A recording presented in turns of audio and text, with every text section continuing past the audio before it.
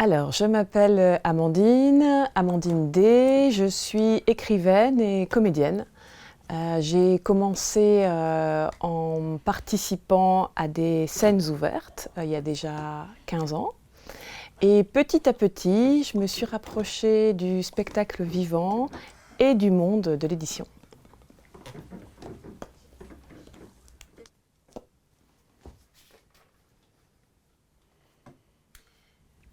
Alors, les questions qui sous-tendent à main nue, alors c'est un texte qui parle de désir, alors de désir sexuel, mais j'ai voulu aussi parler de désir comme un élan de vie, quelque chose qui nous pousse vers l'extérieur, qui nous donne envie d'aller vers les autres et aussi vers soi. Et la question, c'est de réfléchir, de prendre le temps de s'arrêter pour réfléchir à, voilà, est-ce que nos désirs sont encore vivants? Est-ce qu'on en prend soin? Est-ce qu'on a suivi le chemin que notre intuition, vers lequel notre intuition voulait aller? Ou est-ce qu'on a juste obéi? Est-ce qu'on s'est créé? Est-ce qu'on a été fabriqué? Voilà, c'est ces questions-là que je me pose, que la narratrice se pose en tant que femme dans le texte.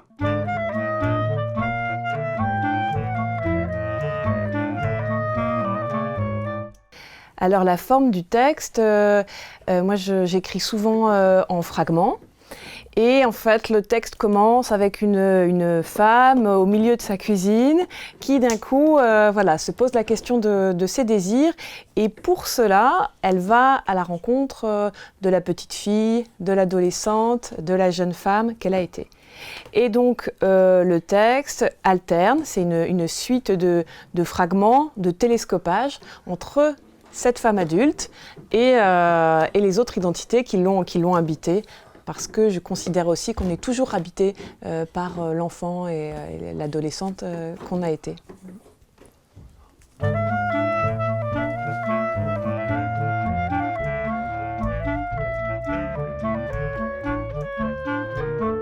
Alors la sexualité solaire, en fait pour moi c'est une sexualité qui rassemble tête et corps et qui aide à la fois, alors évidemment par sexualité il y a forcément une idée d'altérité, d'aller vers l'autre, mais finalement aussi d'aller vers soi. Et en fait, ce dont je voulais parler, c'est aussi d'une sexualité qui puisse être un endroit où on est réconcilié avec soi-même, avec son corps, avec son intimité.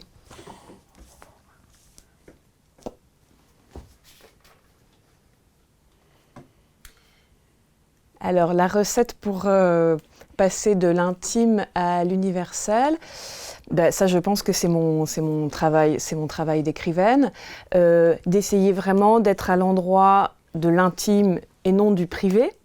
Avec le pari qu'en dévoilant mes peurs, mes joies, mes endroits aussi de frottement, de contradiction, ce que j'écris puisse résonner avec d'autres femmes et d'autres hommes aussi. Après, je sais bien que le texte résonne toujours différemment selon les gens qui le lisent. À chaque fois, on va me citer une phrase, un passage, un fragment. C'est le lecteur ou la lectrice qui fait aussi que ça devient universel. Et je crois que ça se joue aussi dans l'économie de l'écriture. Essayer de retirer, de laisser du blanc, du silence. C'est là aussi que du coup, ça libère de l'espace pour le lecteur ou la lectrice.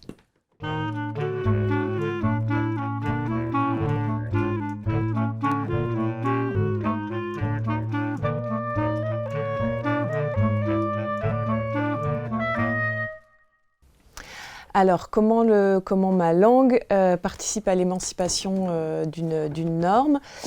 Alors, je dirais déjà que la norme, c'est une thématique qui traverse l'ensemble de mes textes, où souvent la narratrice se retrouve confrontée à une norme dont à la fois elle veut se dégager et qui en même temps la protège. Ça, je pense que c'est des thématiques qui sont, qui traversent en tout cas beaucoup de monde. On a envie d'être soi-même, on a aussi envie d'être en lien avec les autres. Donc cette norme, finalement, on y est tous confrontés.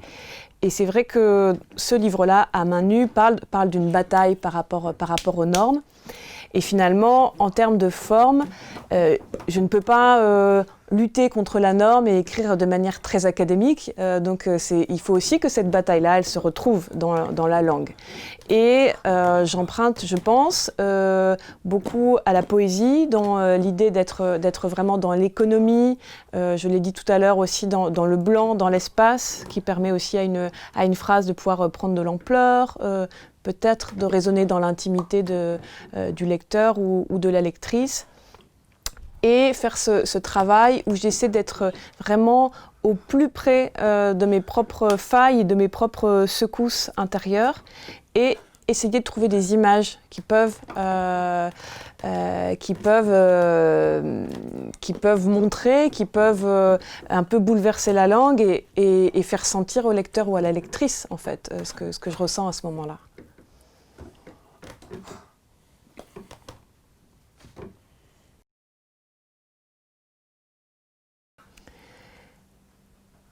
J'ai cessé de confondre mon désir avec celui des autres. Ce n'est pas toujours facile. J'ai tellement eu l'habitude de faire plaisir, de ne pas décevoir les attentes, de considérer ce qui serait moral.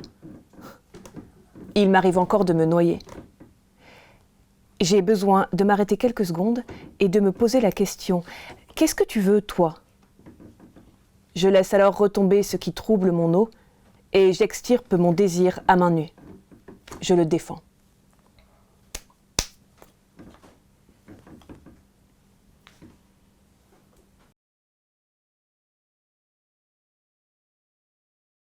Alors, quel est le féminisme que je défends ?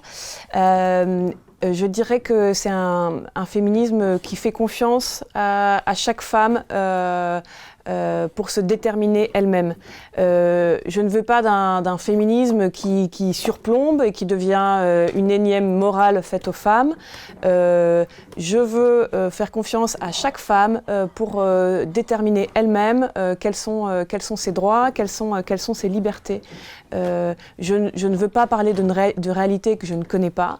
Je suis une femme blanche, je suis hétérosexuelle, je suis une femme valide. Et pour moi, c'est vraiment très intéressant à la fois de défendre les droits des femmes et aussi parfois de me taire et d'écouter les autres femmes qui ont des réalités complètement différentes de la mienne et que je ne connais pas.